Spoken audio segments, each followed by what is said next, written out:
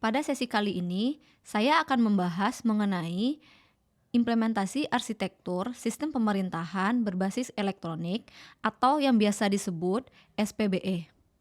SPBE digunakan untuk meningkatkan efisien dan efektivitas layanan pemerintahan. Arsitektur SPBE memberikan panduan penerapan SPBE. Gimana sih latar belakang SPBE itu sendiri? SPBE diharapkan dapat mewujudkan proses kerja pemerintahan yang efisien dan efektif. Namun, capaian nilai indeks SPBE pada tahun 2020 masih tergolong rendah. Rata-rata nilai indeks SPBE nasional hanya mencapai 2,26 dengan predikat cukup. Bagaimana sih implementasi arsitektur SPBE? Yang pertama yaitu kita harus menyiapkan kerangka kerja arsitektur. Nah, di sini digunakan sebagai pedoman untuk mengidentifikasi layanan digital terintegrasi dan infrastruktur yang dibutuhkan. Yang kedua, penyusunan rencana dan anggaran. Penyusunan rencana dan anggaran ini harus berdasarkan arsitektur SPBE nasional.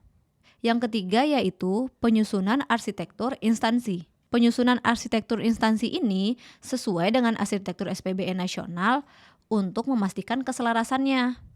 Dan yang terakhir yaitu pelaksanaan layanan SPBE. Nah, pelaksanaannya ini berdasarkan arsitektur SPBE instansi dan nasional. Jadi, arsitektur SPBE nasional diimplementasikan melalui kerangka kerja, perencanaan, penyusunan arsitektur, dan pelaksanaan layanan. Tim yang dibutuhkan dalam pelaksanaan implementasi SPBE yang pertama yaitu SPBE nasional. SPBE nasional ini, implementasi dan pengelolaan arsitektur SPBE nasional akan dilakukan oleh tim koordinasi SPBE nasional. Yang kedua, SPBE instansi pusat. Tim instansi SPBE pusat ini, tim yang terdiri dari pimpinan, koordinator SPBE, dan koordinator SPBE instansi pusat akan melaksanakan implementasi dan pengelolaan instansi pusat. Yang ketiga yaitu SPBE Pemda. Implementasi dan pengelolaan SPBE Pemda ini dilakukan oleh kepala daerah, koordinator SPBE, dan tim koordinator SPBE Pemda. Yang keempat, konsultasi. Tim koordinasi SPBE konsultasi ini mengimplementasikan SPBE instansi pusat dan Pemda dikonsultasikan dengan tim koordinasi SPBE nasional. Yang kelima, yaitu peran.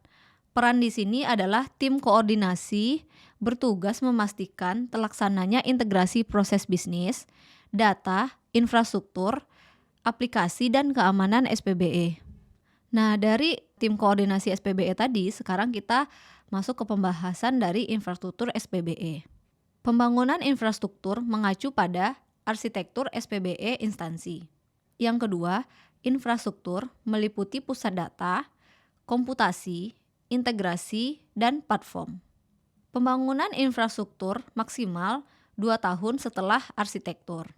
Dan pengembangan infrastruktur maksimal 2 tahun setelah pengembangan.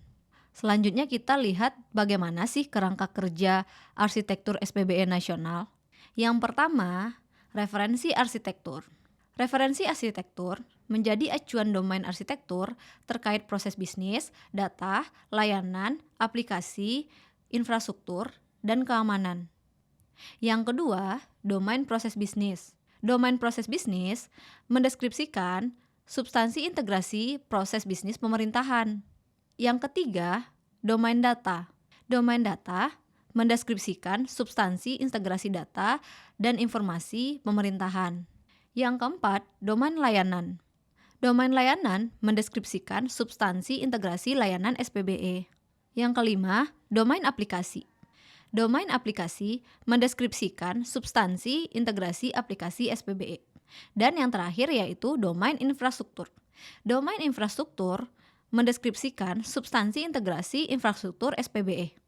Kalau kita lihat dari inisiatif strategis, terdapat 3 hal untuk mendukung implementasi sistem pemerintahan berbasis elektronik ini. Yang pertama yaitu layanan perizinan terintegrasi. Di sini untuk mengintegrasikan seluruh layanan perizinan lintas sektor.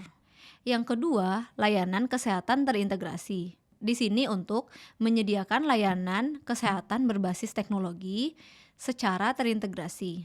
Dan yang terakhir yaitu layanan monitoring pembangunan.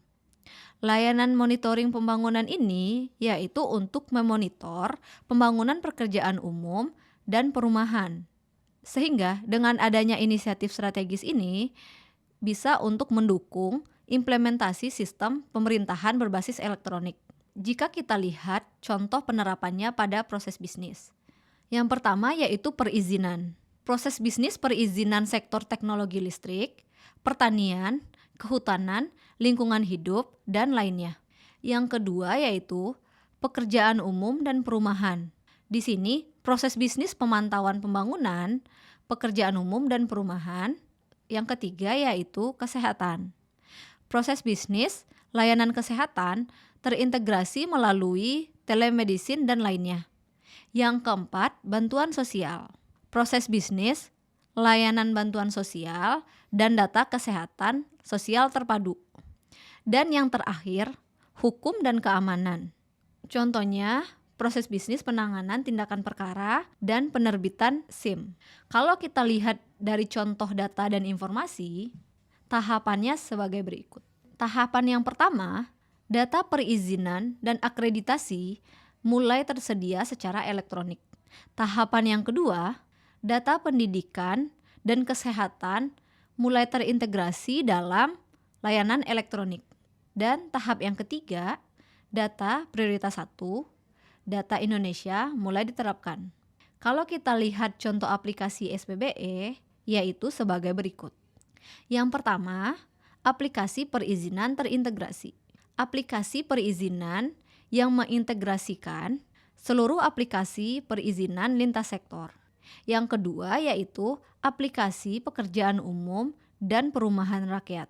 Aplikasi monitoring pembangunan pekerjaan umum dan perumahan rakyat berbasis elektronik. Yang ketiga yaitu aplikasi kesehatan terpadu. Di sini integrasi aplikasi terkait layanan telemedicine, digitalisasi rekam medis, sistem rujukan online, rekam medis online, dan digitalisasi fasilitas kesehatan. Yang keempat yaitu aplikasi bantuan sosial terintegrasi. Aplikasi bantuan sosial terintegrasi ini aplikasi yang mengintegrasikan semua jenis bantuan sosial dan pengelolaan data kesejahteraan sosial yang terpadu. Yang kelima yaitu aplikasi administrasi penanganan perkara tindak pidana terpadu berbasis teknologi informasi. Di sini contohnya aplikasi administrasi proses penanganan perkara tindak pidana berbasis teknologi. Dan yang terakhir yaitu aplikasi pendidikan. Contohnya di sini aplikasi layanan pendidikan dan penyediaan konten digital. Demikian sesi implementasi SPBE. Semoga informasi ini dapat bermanfaat. Terima kasih.